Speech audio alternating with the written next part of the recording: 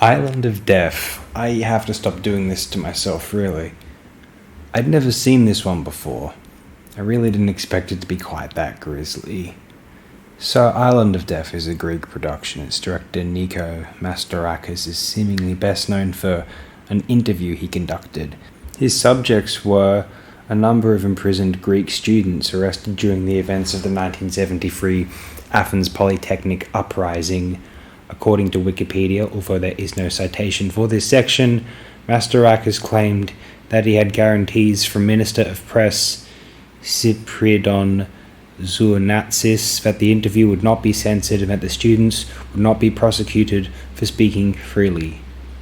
After the fall of the regime in 1974, the students were released from prison and stated that they had been beaten and threatened with legal and extra-legal punishment unless they cooperated in the interview.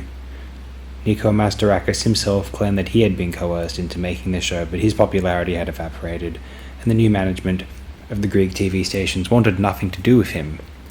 Nico Mastorakis had been known as a television pioneer in Greece during the later part of the 60s, and directing Island of Death, his debut feature, was an effort to procure a profit as part of a new career path.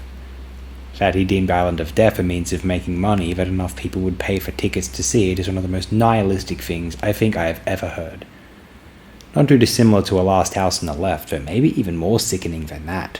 A series of grisly, cruel murders. We follow two killers as they slaughter and rape their way through a little Greek island, Mykonos to be specific, and we eventually may find some, perhaps bittersweet closure in their fate. Not poorly made, which is kind of yucky that they bothered to make or consider this an artful undertaking, or maybe professional in a 70s European context just meant artful. The amount of Euro exploitation material that looks arresting in Blu-ray is immensely impressive, it has to be said. I am to some degree fascinated by the films from prior to the 1980s that are still cited on collections of the most disturbing features ever made. Typically many will still mention Last House on the Left, Sallow, or I Spit on Your Grave, Bloodsucking Freaks, or some of those Cannibal or Mondo films. I'm not counting Faces of Death. Genuine snuff ought not qualify for more than one reason, I think. There's only a dozen or so of them, and I firmly believe that Island of Death is on that same tier. I don't know if you're missing out on much. Don't judge it by the screen caps you see here, necessarily. I couldn't show you the defining scenes and moments in this film.